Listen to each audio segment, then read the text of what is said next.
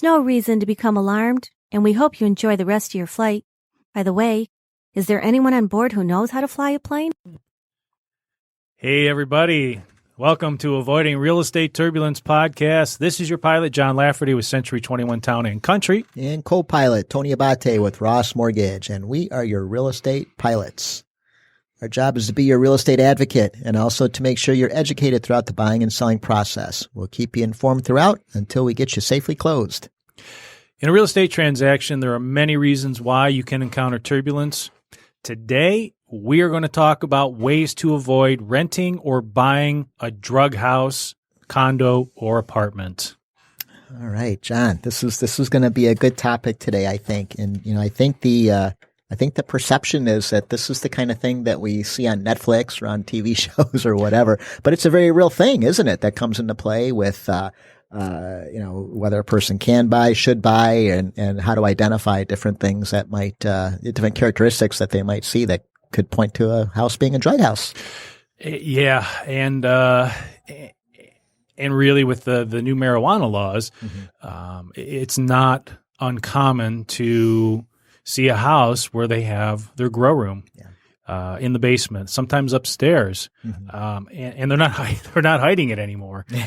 So that's something that's been kind of new the last 2-3 years, and coming across that. And of course, my thought wasn't when I saw the grow rooms. My thought wasn't immediately, oh boy, okay, so let's think about all the issues that it could cause a house, how it could harm a home.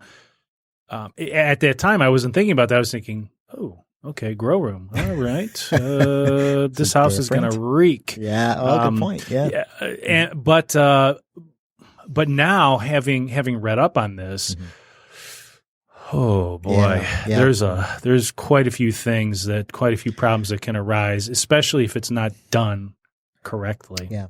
So, John, you bring up a good point about the recent legalization here in Michigan with recreational marijuana. And I think it's prior to that, it was a foregone conclusion. If somebody had that type of operation going into their home, they were going to get rid of it and scrub down before they even thought about putting a house on the market. It's a different world now. And of course we have to kind of parse out. It's a very different situation if somebody is talking about the higher level, illegal drugs like meth labs and the right. But yeah, so real estate professional, you've got the issue of inspections and informing home buyers. And that's a whole different conversation now, isn't it? It really is. And unfortunately, I don't think the inspectors have caught up with what's actually happening out there. And so I think at some point you're going to see a change in the inspectors because they're going to have to be either certified in some way or have some other knowledge on how to recognize signs that maybe there was a grow room in this house. And okay, so if there was or there is and it's visible, here's what I need to do to go down my list of what things that I'm looking for, signs of things.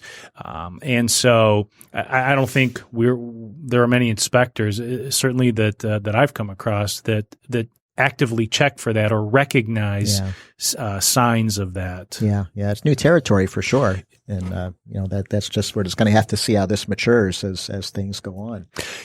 Right.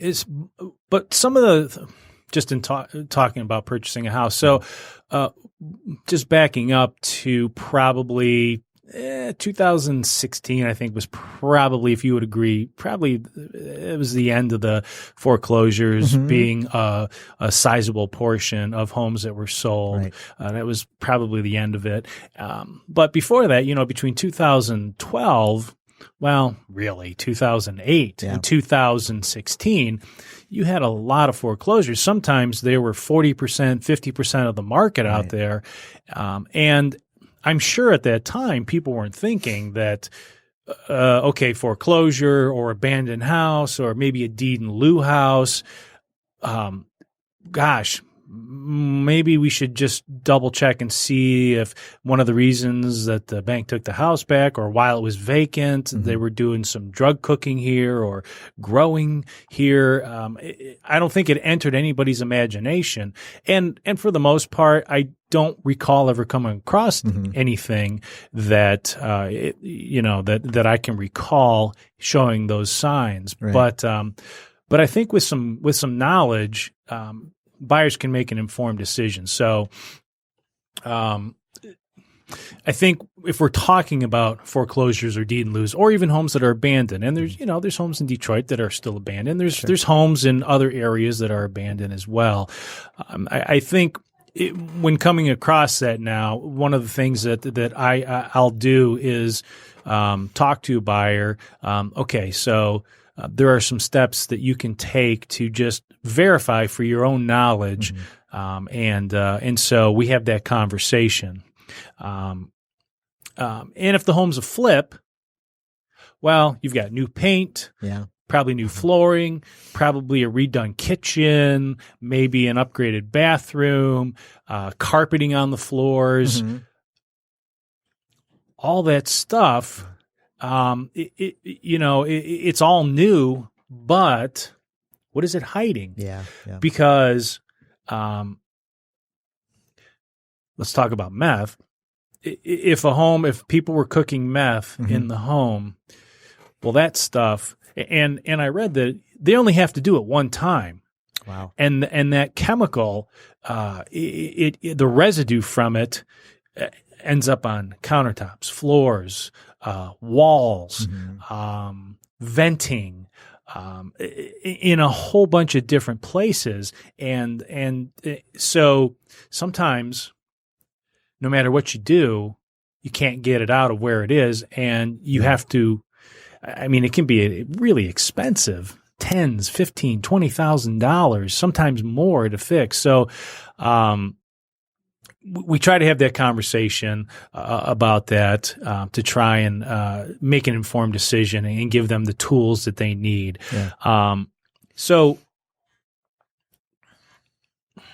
in an inspection, if we have a conversation and there's a concern based on buyer research that, well, it may be, there's actually test kits that they can buy. Okay. They can actually buy them on Amazon, meth testing kits. Wow. But as I've read, and this is a real problem in Colorado. So Colorado now, it's on their disclosure. You have to disclose if you're aware that there was meth being cooked at that house and some other things. But here in Michigan, we're actually covered because it's on the seller's disclosure. Environmental hazards, such as but not limited to lead paint, hazardous materials, blah, blah, blah. So that's covered. We're covered. So a seller has to answer that. But if you have a flip where they bought a foreclosure and they have no idea, that's when a buyer has to start doing some research. Yeah. But let's just talk about signs of potential drug use in a home, and specifically meth or an apartment. Now, typically, when a home is being sold, if it's a flip or if it's an apartment, landlord's going to have it cleaned and detailed and then make it look nice and brand new. Sure. And the same thing with somebody who's flipping. But where this list really more so applies is somebody's purchasing a foreclosed home, deed in lieu, or an abandoned home. So things to kind of look for when you're around a house, and these are pretty typical things that they use when they're cooking meth. So gasoline antifreeze. Containers of that laying around that are empty, or larger than normal quantities. So, you've got, more than one. You have 3 or 4. That's a little unusual. Yeah. Lots of packages of Sudafed. Pseudoephedrine, I guess is what it's called. So pseudoephedrine, and so it's Sudafed. It's so they use Sudafed in making it. Muriatic acid. which you can find in household cleaners. Mm-hmm. Sure. Acetone, nail polish remover. So if it's unless they were doing, unless it was a nail shop, it's a red flag. Yeah. There's a difference between having a bottle of it versus a 5-gallon jug of it, right? Yeah. Okay. That's right. Yeah. Ethyl alcohol, hydrogen peroxide, iodine crystals, Wow. which was interesting to me because what do you typically use iodine crystals for? Water purification. Wow. So if you're in an area and you don't have potable water, that's one of the way. It's the least desirable way to drink water because iodine really changes the taste of the water. It just doesn't taste good. But interestingly, that's used. And then, of course, the Coleman fuel canisters. Mm-hmm. And this one really surprised me: lithium. So there's 3 or 4 or 5 car batteries laying around. They're taking the lithium out and using that to put in the cook. Wow. This is really something. These are all things that, taken one at a time, you could argue these are things that you can find around anyone's house. But collectively, they point to signs that there was some illicit activity going on. This is really interesting. I mean, everything I know about this, I learned from Breaking Bad. But right, me too. Some of these things that you're mentioning ring true. But you bring up the point about foreclosures or abandoned or deed in lieu in homes. These are home sales where the purchaser doesn't have that opportunity to have that get to know you conversation with the seller. It's like, here's your deed, you get what you get, and they need to look for these signs just to see if there is something going on. Yeah, that's exactly right. There's some there's some common paraphernalia or equipment that also is left behind at houses where they were cooking meth. I found this kind of funny. So you've got a home chemistry set. So the kind that when your parents bought for you when you were in 7th or 8th grade to play around with. Mm-hmm. So something like that. Wow. Lots of extra bottles and containers that they use to put these chemicals in. Lots of gloves. Okay. Of course. Mm-hmm. Yeah, when you're making this, you don't want this stuff on your hands. Tubes and beakers, weight scales and balances. And this one I thought was interesting. I wasn't aware of this. So apparently what they do is they take a propane tank. So they'll go to Kroger, Myers, wherever you can buy those propane tanks. And they empty the propane out and they put, it's called, I don't know how. Anhydrous ammonia. I'll just say ammonia. They put this in the tank. It's an industrial cleaner. Okay. So they put that in there, and that's what they use to cook.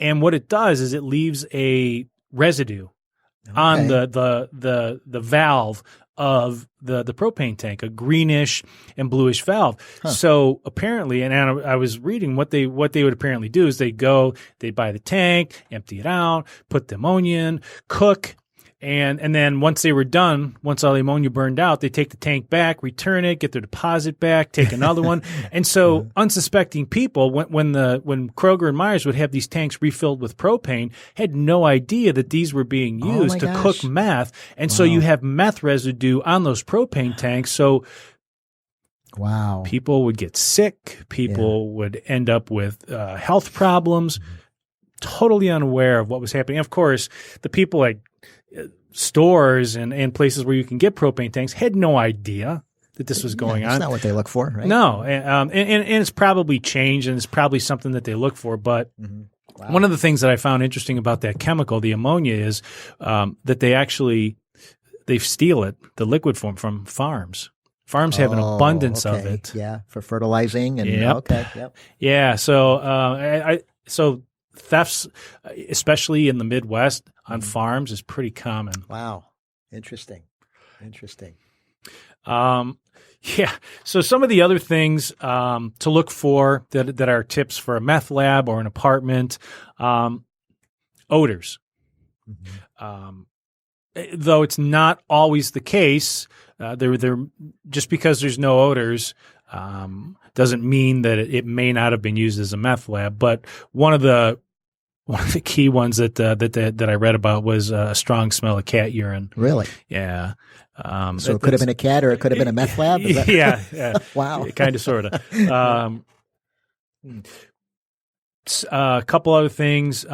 If you find coffee filters in the trash that were fluorescent green, blue, or red, that's an indication of that they were using them to cook. Aluminum foil, lots of aluminum foil, excessive trash, staining on walls and carpet. And one of the things that was interesting is because they use the iodine, that when they're cooking it, it releases obviously residue, and that residue gets on the walls and it turns the walls brown. Wow. Okay. And so it's such a you can't get it out. You have to take out the drywall and remove it. But so if somebody just comes in and does a quick paint over of it, it bleeds right through. I'll be darned. I did not know that. Holy cow. Yeah, so that's just some of the things. Now, obviously, there are other things that you can do to try and be vigilant to find out if this home was used as a meth lab at some point. And we'll get to those in a second. But I wanted to shift gears real quick, and we sort of opened up talking about grow houses and marijuana. And so I wanted to just dive into that a little bit more and just talk about signs. And I can't see people really concealing it anymore, right? But you never know. Yeah. If they want to sell their home and they don't want people to know that they were growing marijuana at their house, there are certain things to look for that they typically do. So, John, I think this dovetails into the inspector conversation, because I can very easily see if somebody sets up this type of operation to do a grow operation in their home, they're not necessarily going out of their way to call a licensed electrician and licensed carpenters to set everything up. There's a lot of stuff that's probably done makeshift and do it yourself, which now comes the inspection. You got potential hazards that come into play. Yeah, you absolutely are correct. Because when these the lights that they use to grow the plants need a lot of energy, a lot of electricity. So typically what you find is it's a 200 amp panel. Oh, this is weird. The wiring is all reconfigured oddly to over here to this outlet. They've got a tremendous amount of electricity going to these outlets over here in this part of the basement. I wonder what that was all about. Probably not running a train set. No, I don't think so. So that's one way to tell that they possibly had done that. Water lines being rerouted, because these things need water. They need to be irrigated to grow along with the lights. So you've got weird water lines teeing off of other water lines going over to one spot, or just dead ending somewhere. Might be another sign that it was a grow house. Right. And sometimes, you might find this more in a foreclosed home if they were growing there. Debris, large amounts of debris, dirt, fertilizer, those different kinds of things get left behind. One of the things I thought was interesting is interior walls missing. In order to maximize the growing space. So these plants, as they grow and they bloom and they get bigger, you've got to have a larger and larger area. So instead of it growing up to the ceiling and bending, they cut holes in the floors and run the plant right up through there, or cut holes in the wall so it can grow out farther. So they'll compromise the structure. Just to make sure you've got a flourishing plant. So it's either a stupid homeowner or a dedicated plant grower, or maybe a little bit of both. Huh? Yeah, you could definitely say he's got a green thumb. Yeah, for sure. So one of the things that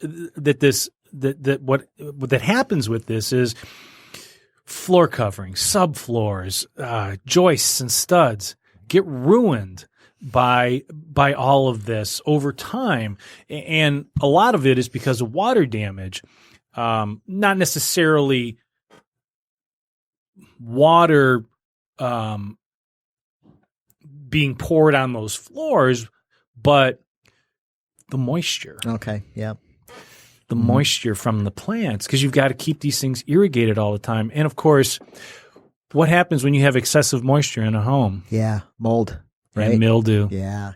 Yeah. And so the hard part is, when we're in basements and when the inspector comes out, they're looking at all this stuff. They're looking at the walls, and they're testing for moisture, and they're doing their thing. They're doing a visual. They're trying to be as vigilant as they can to spot any mold or mildew.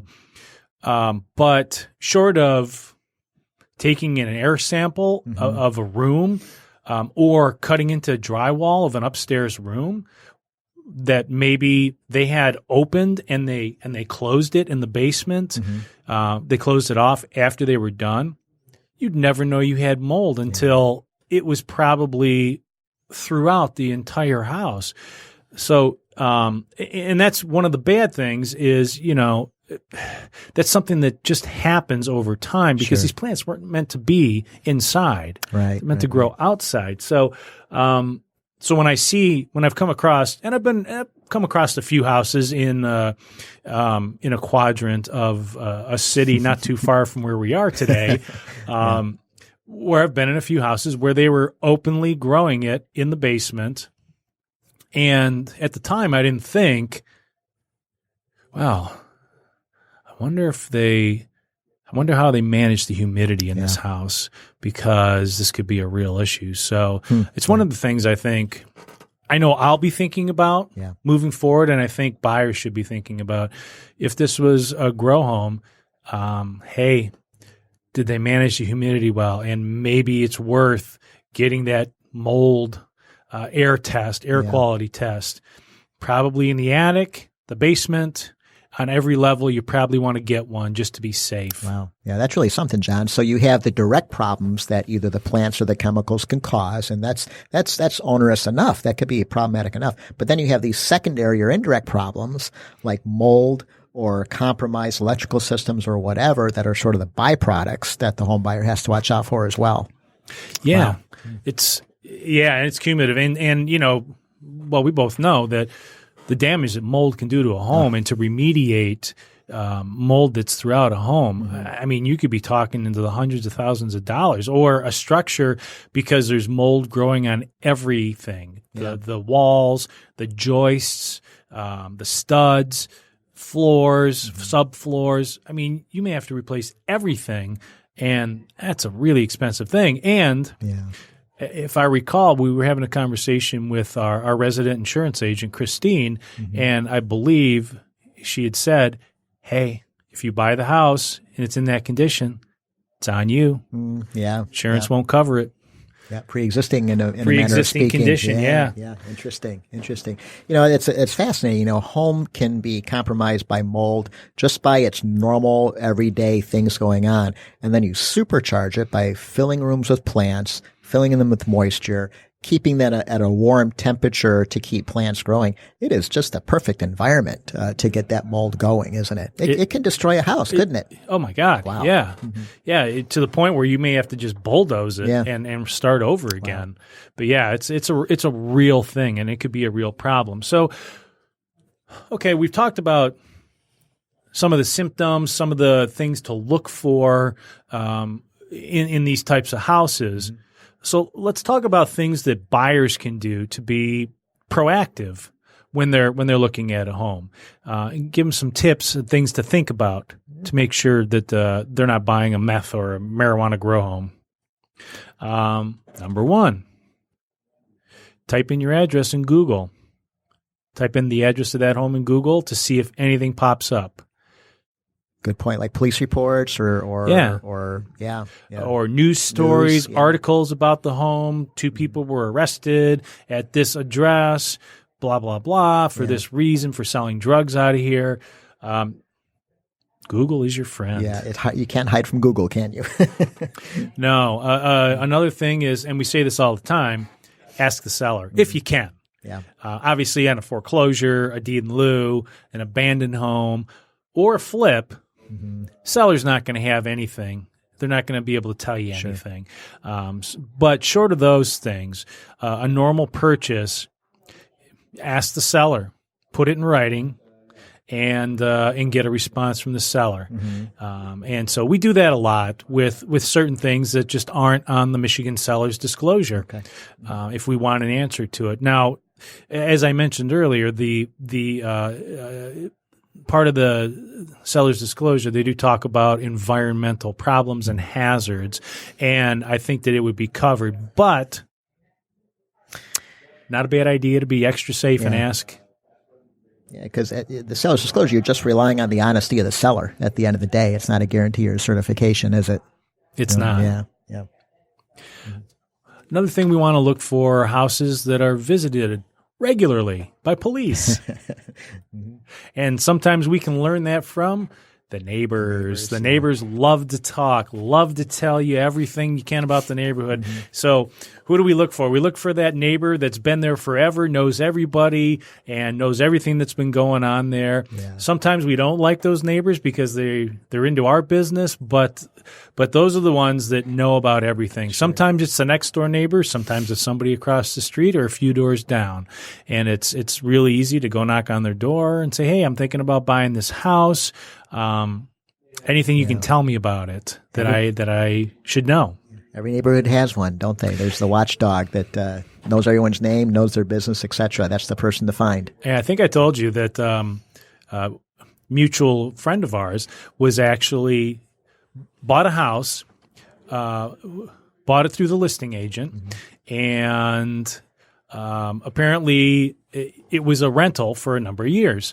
And so decided that at some point just going to put it up for sale. So he went to the listing agent, bought it through them, felt comfortable about buying it through them. And spring hits, April, and all of a sudden he had spent $30,000 finishing his basement, drywall, carpet, and first big rain, floods, inch of water on the floor, everything's trashed. So $30,000 down the tubes, he's got to get it all fixed. He's always out there working on his yard, trying to figure out where the water's coming from. And his neighbor sees him and says, "Oh, hey, man, so just wanted to let you know that before you bought the house, there's a neighbor down the road that actually ran into the porch with their car." I said, "Are you kidding?" Oh, No. So he's like, "Oh, wait a second." So he goes over to the front porch, puts the garden hose over there, turns it on, and before he could even get in the basement, he's hearing the water rolling in. So figured out that's exactly where the water was coming from, is the front porch, where the front porch meets the house. And so if you'd only met that neighbor, right? That's exactly the one you're talking about. Yeah. If he had only met the neighbor, he would have been aware of it. But the police had a report on it. Okay. So if he would have thought about it, he could have been maybe avoided that. But anyways, I bring that up because, calling the local police is never a bad thing. Any reports on this property, anything on the address at all, drug busts, anything that I should be aware of. And they'll tell you. They'll be honest with you. Another thing is to call the health department. Find out if the address is listed in connection with any health department reports. Okay, yeah. Another thing is, there's actually a DEA site that you can go to, and that's dea.gov/clan-lab. Wow. And they keep a site of clandestine drug labs. And so I clicked on that for Michigan just because I was curious. And where would you think you'd see a cluster of these?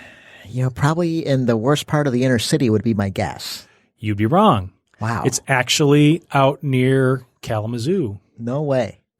Interesting. Yeah, Battle Creek area. I thought we're not talking thousands, but we're talking a pretty good sized cluster in that area. I was totally shocked by that. Did not expect that. Wow. Yeah. And I guess if there's any suspicion at all on part of a buyer, purchase a test kit. Sure. To do a test on your own, though. What's interesting is they say, these test kits, so there's no such thing as, it's clear. There's no such thing as just, nothing came up this time. I said, what? I read that and said, that makes no sense to me. Yeah, if it comes back clear, well, so they said, in order to be about as sure as you can, you hire an industrial hygienist. Wow. To actually come out and test. And that's expensive. I would think so. It's thousands of dollars. Yeah. So you have to really like that house. You do 1 through 7 first, and 8 is a last resort if something comes up and you really want the house. Interesting. This is, you know what, and there's probably going to be more of this kind of thing coming up. It's just the way of the world. And the informed buyer, that's the one who's going to avoid. We're definitely going to see more grow houses. We're definitely going to come across more of them. We've just got to be vigilant and make sure that we recognize them and take precautions when purchasing. Oh, that's great information. Yeah, there's a lot that I didn't know. Like I said, I learned everything I knew on Breaking Bad, so I know that doesn't really count. But very good stuff. Very good stuff. Okay, well, hey, thank you for listening to Avoiding Real Estate Turbulence. If you'd be so kind to subscribe, review, and rate, we would appreciate it. Please share with your friends, family, and coworkers that they too can find us on Apple Podcasts, Google Podcast, and Spotify. Thank you.